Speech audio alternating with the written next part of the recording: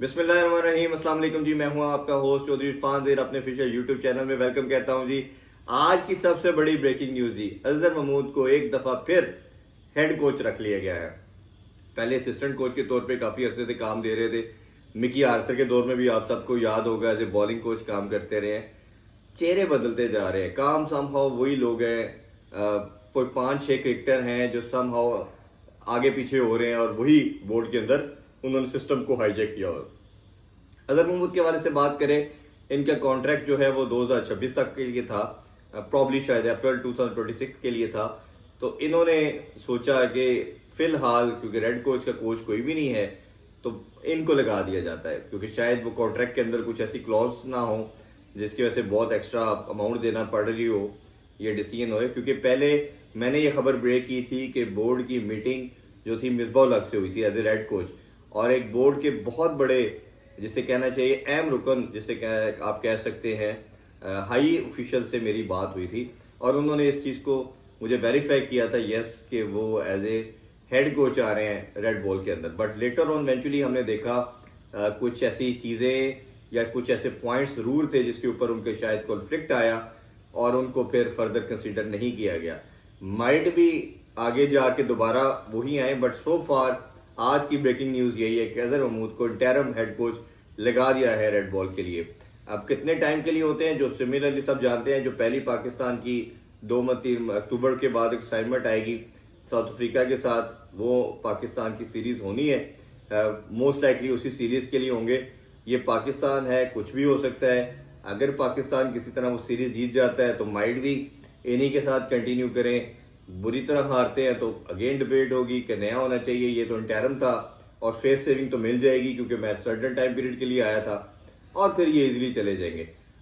दूसरा ये है कि इस चीज से ज्यादा इंपॉर्टेंट, हेड कोच से ज्यादा इंपॉर्टेंट काम जो था मुझे लगता है वो कैप्टन का अनाउंस करना था।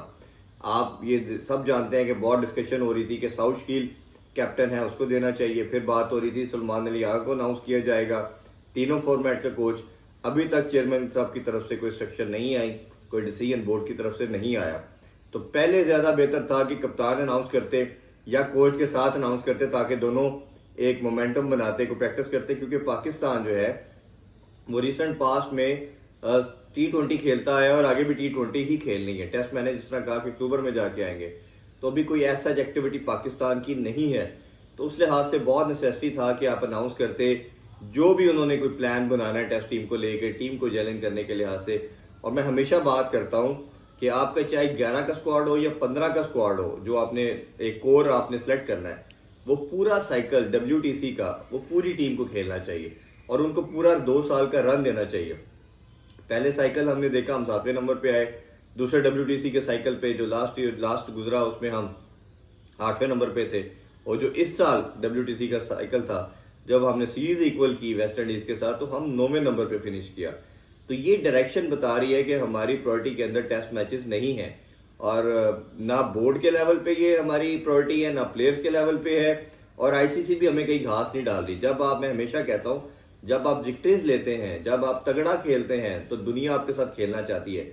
इसका सबसे बड़ा प्रूफ ये है कि आप ये देखें कि पाकिस्तान के जो 2025 से लेकर 2027 का साइकिल है, सिर्फ एक सीरीज है इंग्लैंड के साथ जिसमें हमने 3 टेस्ट मैचेस खेलने हैं, बाकी तमाम हमारी सीरीज जो है वो 2 टेस्ट मैचेस की हैं।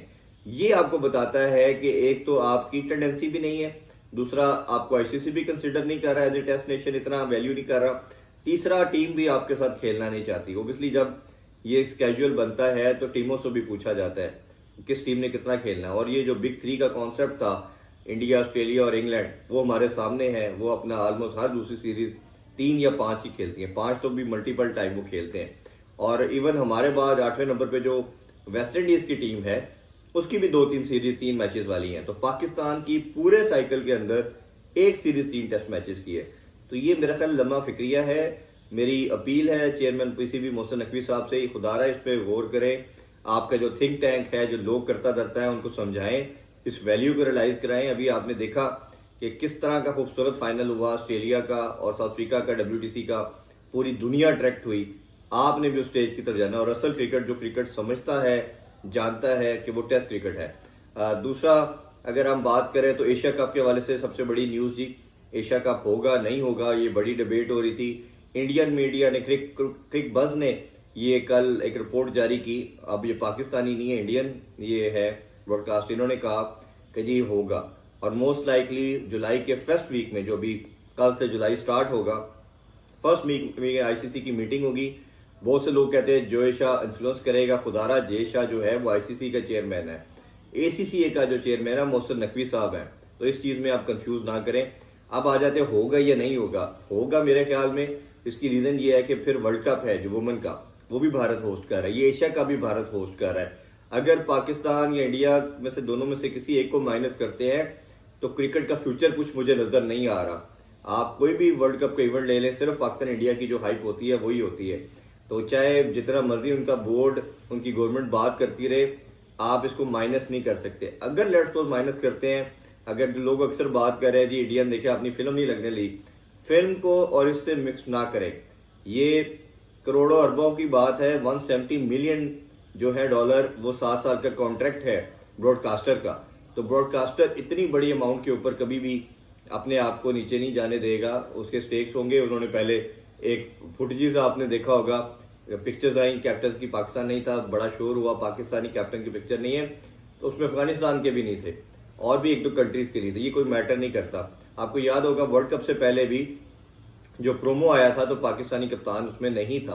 तो ये ऐसी कोई बड़ी चीज नहीं है। अभी ये स्केड्यूल के लिए मीटिंग होगी, 90 डेज का नॉर्मली टाइम होता है, अब 70 डेज ऑलमोस्ट रह चुके हैं। 10 मार्च से टेंटेटिव, 10 सितंबर से प्रॉब्ली ये आगाज होगा एशिया कप का। और जो स्केड्यूल की अनाउंसमेंट है वो उम्मीद है कि 15 जुलाई तक जरूर आ जाएगी इसका स्केड्यूल, क्योंकि जैसे मैंने कहा कि नेक्स्ट वीक में मीटिंग होगी, मोस्ट लाइकली दुबई में ही शायद ये मीटिंग की जाएगी और उसमें ब्रॉडकास्टर होंगे, पाकिस्तान और इंडिया होंगे, क्योंकि चेयरमैन मोहसिन नकवी साहब जो हैं वो उसके भी हेड कर रहे हैं, वो भी प्रेसिडेंट है एसीसीए के, तो वो मस्ट इसको लीड करेंगे और चेयर करेंगे इस सारी मीटिंग को। और जिस तरह मैंने हैविंग सेड दैट बात की है, ये मोस्ट लाइकली 15 जुलाई से पहले स्केड्यूल आ जाएगा। और एक चीज जरूर हो सकती है जो मेरे सोर्सेज के मुताबिक, कि पाकिस्तान इंडिया शायद इस दफा आप एक ग्रुप में ना देखें, इनका टाकरा जो है वो शायद सेमीफाइनल या फाइनल में आपको देखने को मिलेगा, दोनों टीम्स क्वालिफाई करती। ये जरूर शायद हो सकता है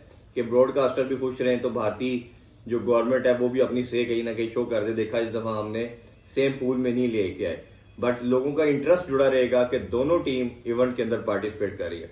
तो ये आज की दो बड़ी अपडेट थी, मैंने कहा आपके सामने रखें। इंशाल्लाह कल नई अपडेट के साथ आपकी खिदमत में हाजिर होते हैं। अपना बहुत ख्याल रखें। अल्लाह हाफिज। पाकिस्तान जिंदाबाद।